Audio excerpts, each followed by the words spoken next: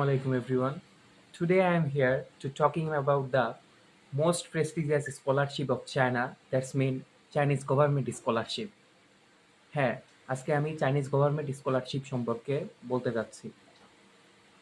Chinese government scholarship যেটাকে আমরা CSC scholarship হিসাবে জেনে থাকি, এটা মূলত ৩ ধরনের স্কলারশিপ হয়ে থাকে।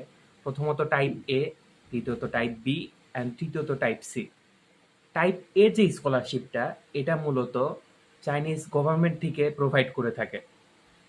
আর টাইপ বি এবং টাইপ সিটা এটা মূলত ইউনিভার্সিটি থেকে প্রোভাইড করে। টাইপ এর বিষয়টা হলো এটা ডিরেক্ট এম্বাসি থেকে প্রোভাইড করে, এবং টাইপ বি আর সি এটা ইউনিভার্সিটিতে অ্যাপ্লিকেশনের মাধ্যমে পাওয়া যায়। প্রথমে যেটা সেটা টাইপ এটা, এটা নিয়ে প্রথমে বলি। মূলত টাইপ এ স্কলারশিপের জন্য আপনাকে আপনার ডকুমেন্টসগুলো সাবমিট করতে হবে সিএসসির যে পোর্টাল আছে সেই পোর্টালটাতে, এবং টাইপ বি এবং সি এর জন্য আপনি ডিরেক্ট অ্যাপ্লিকেশন করতে পারবেন ইউনিভার্সিটির থ্রুতে।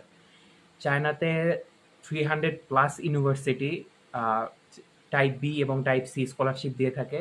এখন সেই ক্ষেত্রে ওই ইউনিভার্সিটির রিকোয়ারমেন্ট অনুযায়ী আপনাকে অ্যাপ্লিকেশন করতে হবে। এটার জন্য আসলে নির্দিষ্ট কোনো ডেডলাইন থাকে না। ইউনিভার্সিটির ওয়েব পোর্টালে আপনাকে গিয়ে দেখতে হবে যে কোন ইউনিভার্সিটি কত ডেট পর্যন্ত আপনার অ্যাপ্লিকেশনগুলো অ্যাকসেপ্ট করবে। আর টাইপ এ স্কলারশিপের জন্য এটা মূলত এম্বাসি থেকে আপনাকে একটা ডেডলাইন প্রোভাইড করে দিবে যে এই ডেডলাইনের ভিতরে টাইপ এ এর জন্য আপনাকে অ্যাপ্লিকেশন করতে হবে। টাইপ এ এর জন্য যে অ্যাপ্লিকেশন করতে হবে, এই অ্যাপ্লিকেশনের মাঝে আপনি আপনার ডকুমেন্টসগুলো সাবমিট করবেন। ডকুমেন্টসগুলো অবশ্যই আপনি নোটারাইজড করবেন। আর ডকুমেন্টসের যে লিস্টটা, সেই লিস্টটা আমি আমার কমেন্ট বক্সে দিয়ে দিব। আপনারা ওখান থেকে ডকুমেন্টসের লিস্টটা ইজিলি দেখে নিতে পারবেন। এই ডকুমেন্টগুলো সাবমিট করার পরে আপনার অ্যাপ্লিকেশন প্রসেসটা যখন কমপ্লিট হবে, এরপরে মূলত আপনাকে একটা রিটেন পরীক্ষা দিতে হবে টাইপ এ এর জন্য। এখন সেই রিটেন পরীক্ষাটা পাস করার পরে যদি আপনি সেই রিটেন পরীক্ষা থেকে সিলেক্টেড হন, এটার একটা শর্ট লিস্ট আসে। ব্যাচেলরের জন্য বলেন, মাস্টার্সে বলেন, পিএইচডির জন্য বলেন, একটা শর্ট লিস্ট আসবে। সেই শর্ট লিস্ট অনুযায়ী আপনাকে যেখানে ইন্টারভিউয়ের জন্য আপনাকে ডাকবে, সেখানে আপনাদের ইন্টারভিউতে অ্যাটেন্ড করতে হবে। মূলত টাইপ এ যে স্কলারশিপটা, এটা মোস্ট ডিমান্ডিং একটা স্কলারশিপ, তাই এটাতে কম্পিটিশন থাকে সবচেয়ে বেশি। এখন সারা বাংলাদেশ থেকে ধরতে গেলে মোটামুটি ব্যাচেলরের জন্য 100 স্টুডেন্টস অ্যান্ড মাস্টার্স অ্যান্ড পিএইচডির জন্য 150 স্টুডেন্টস পার ইয়ার অ্যাভারেজে সিলেক্টেড হয়।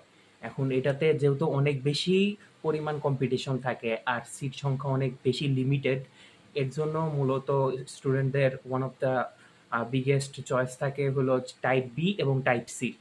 টাইপ বি যে স্কলারশিপটা আর টাইপ সি, এই দুটা মূলত কাছাকাছি স্কলারশিপ। জাস্ট শুধুমাত্র টাইপ বিতে স্টাইপেন্ড থাকে আর টাইপ সিতে স্টাইপেন্ড থাকে না। এখন এই দুইটা স্কলারশিপই প্রোভাইড করে ইউনিভার্সিটির থ্রুতে। সেক্ষেত্রে আপনাকে ইউনিভার্সিটির পোর্টালে গিয়ে ওদের যে সিএসসি স্কলারশিপের অপশনটা আছে, সেই অপশনটা চুজ করার মাধ্যমে আপনারা অ্যাপ্লিকেশন করতে পারবেন। আর অ্যাপ্লিকেশনের ডকুমেন্টসগুলো যদি আপনার অবশ্যই নোটারাইজড করতে হবে।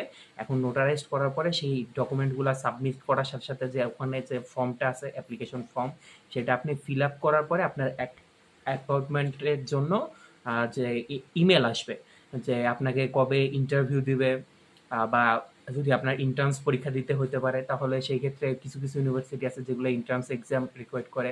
এখন সেই ইউনিভার্সিটিগুলোতে এন্ট্রান্স এক্সাম দিতে হবে। এক্সাম দেওয়ার পরে ইন্টারভিউ, বা কিছু ইউনিভার্সিটি আছে ডিরেক্ট ইন্টারভিউয়ের মাধ্যমে ওরা শর্ট লিস্ট পাবলিশ করে। এখন আপনার যখন ইন্টারভিউ কমপ্লিট হবে, ইন্টারভিউ কমপ্লিট হওয়ার পরে আপনাকে প্রি অ্যাডমিশন লেটার দিবে। এরপরে আপনাকে কিছু সময় হয়তো অপেক্ষা করতে হতে পারে মেইন যে অ্যাডমিশন লেটার সেটার জন্য, এবং এরপরে যে ডাব্লিউ পেপার আসবে। এখন এই যে টাইপ বি এবং টাইপ সি, এটা তো ইউনিভার্সিটি থেকে গেল, কিন্তু টাইপ এ এর যে বিষয়টা, এটা কিন্তু আপনার এম্বাসির মাধ্যমে ডিরেক্ট আসবে। এম্বাসি থেকে আপনাকে ধরেন ইন্টারভিউয়ের জন্য ডাকবে। ইন্টারভিউ যখন আপনি ইন্টারভিউতে পাস করতে পারবেন, কারণ এর আগে ইন্টারভিউর আগে আবার রিটেন পরীক্ষা হবে। রিটেন পরীক্ষার পরে ইন্টারভিউতে পাস করার পরে তারপরে আপনার ইউনিভার্সিটি চয়েস দিতে পারবেন, যে আপনি কোন ইউনিভার্সিটি চুজ করবেন। সেই ক্ষেত্রে আপনি 3টা ইউনিভার্সিটি চয়েস করতে পারেন টাইপ এ এর ক্ষেত্রে। আর টাইপ বি এর ক্ষেত্রে আপনি 3টা ইউনিভার্সিটিতে ডিরেক্ট অ্যাপ্লিকেশন করতে পারবেন। আর টাইপ এ এর ক্ষেত্রে আপনার ইউনিভার্সিটি কিন্তু আসবে একটাই। এখন বিষয়টা হলো যে টাইপ এ এর যেহেতু ভ্যাকেন্সি অনেক কম, সেক্ষেত্রে স্টুডেন্টদের চয়েস থাকে টাইপ বি এবং টাইপ সি এর জন্য। টাইপ বি এবং টাইপ সি এর যে ফ্যাসিলিটিসগুলা সেটা এখন আমি বলি। আর টাইপ বিতে মূলত আপনাকে যে টিউশন ফি থাকবে সেটা পুরোটা ফ্রি থাকবে। টিউশন ফি এর সাথে আপনার যে ডরমিটরি ফি সেটা পুরোটা ফ্রি থাকবে। প্লাস ব্যাচেলরের জন্য যেটা স্টাইপেন্ড ওটা মোটামুটি ২৫০০ আরএমবি হয়ে থাকে, যেটা বাংলা টাকায় মোটামুটি ৪০,০০০ টাকা। মাস্টার্সের যে স্টাইপেন্ড সেটা হয়ে থাকে মোটামুটি ৩,০০০ আরএমবি, সেটা বাংলা টাকায় মোটামুটি ৫০,০০০ টাকার একটু বেশি। আর যেটা হলো পিএইচডির ক্ষেত্রে সেটা হয়ে থাকে হলো ৩৫০০ আরএমবি বা বাংলাদেশি টাকায় মোটামুটি ৬০,০০০ টাকার মতো। এটা আপনাকে এক্সট্রা স্টাইপেন্ড হিসাবে দিবে, যেটা চায়নাতে মোর দেন এনাফ, কারণ এখানে কস্ট অনেক কম। কারণ আপনার টিউশন ফি থাকতেছে, ডরমেটরি ফি থাকতেছে, তারপর আপনি উপরন্ত এটা পাচ্ছেন।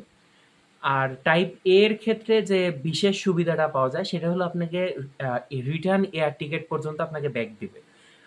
যেমন আপনাকে যাওয়ার সময় যে এয়ার টিকেটটা এই কস্টটা গভর্নমেন্ট থেকেই ক্যারি করবে। প্লাস আপনাকে যখন রিটার্ন করবেন তখনকার যে এয়ার কস্টটা সেটা পর্যন্ত গভর্নমেন্ট ক্যারি করবে। এটা এক্সট্রা ফ্যাসিলিটি পাওয়া যায় টাইপ এতে। আর টাইপ বিতে শুধুমাত্র এই ফ্যাসিলিটিসটা পাওয়া যায় না। আর টাইপ সি এর ক্ষেত্রে আপনি কোনো ধরনের স্টাইপেন্ড পাবেন না, কিন্তু আপনার টিউশন ফি ফ্রি থাকবে এবং আপনার ডরমেটরি ফিটা ফ্রি থাকবে। এই হলো টাইপ এ, বি এবং টাইপ সি।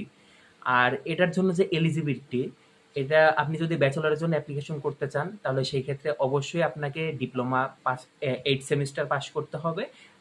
এর সাথে আপনার যদি ডিপ্লোমা থেকে না থাকেন, যদি আপনি জেনারেল ব্যাকগ্রাউন্ড থেকে হয়ে থাকেন তাহলে অবশ্যই আপনাকে এইচএসসি সার্টিফিকেট থাকতে হবে।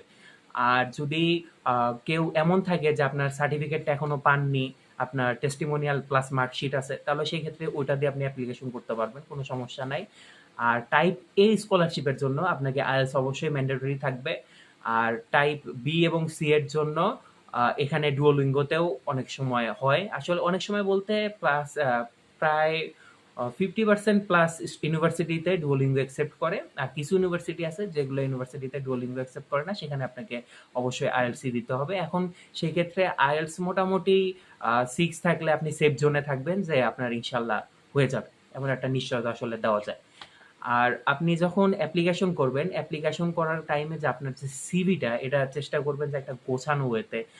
মূলত যে ইউরোপাস সিভিটা আছে এটা একদম স্ট্যান্ডার্ড কোয়ালিটির একটা সিভি। চেষ্টা করবেন যে ইউরোপাস স্টাইলে সিভি রেডি করার জন্য। আর প্রত্যেকটা ডকুমেন্ট চেষ্টা করবেন যে আপনি নিজে তৈরি করার জন্য। ব্যাচেলরের ক্ষেত্রে যে এক্সট্রা একটা ডকুমেন্টস সম্পর্কে আমি অবশ্যই বলবো সেটা হলো স্টাডি প্ল্যান। এটা আপনি চেষ্টা করবেন নিজে একটু টাইম নিয়ে, সময় নিয়ে তৈরি করার জন্য। অনেক সময় হয় কি এই নিজে তৈরি করা ডকুমেন্টসের উপরে অনেক বড় একটা রেকমেন্ডেশন চলে আসে।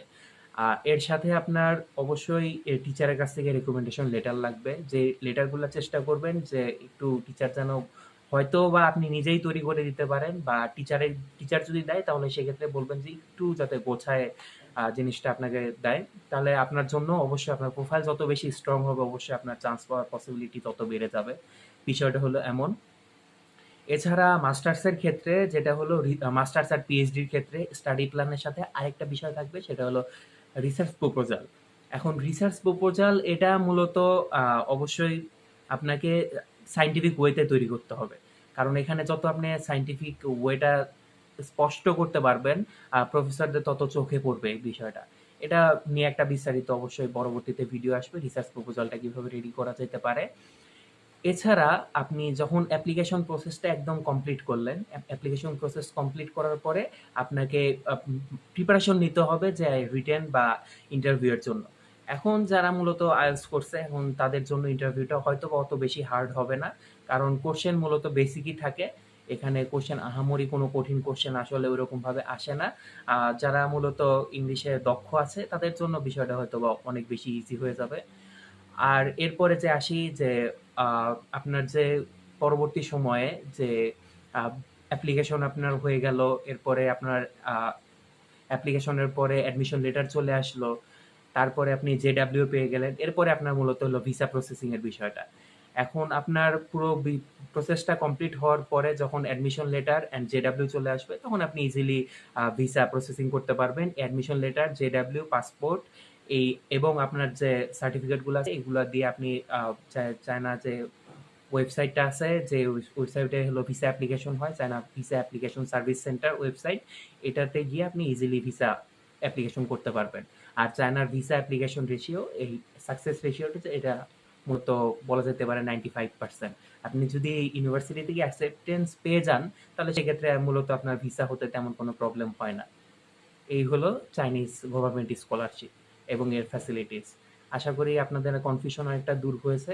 এছাড়াও যদি আপনার কোনো কোশ্চেন থাকে, তাহলে অবশ্যই আমাকে ইনবক্স করতে পারেন। এছাড়াও কমেন্ট বক্স তো উন্মুক্ত আছেই। তো আজকের মতো এইটুকুই। সবাই ভালো থাকবেন, নিজেদের খেয়াল রাখবেন। আসসালামু আলাইকুম।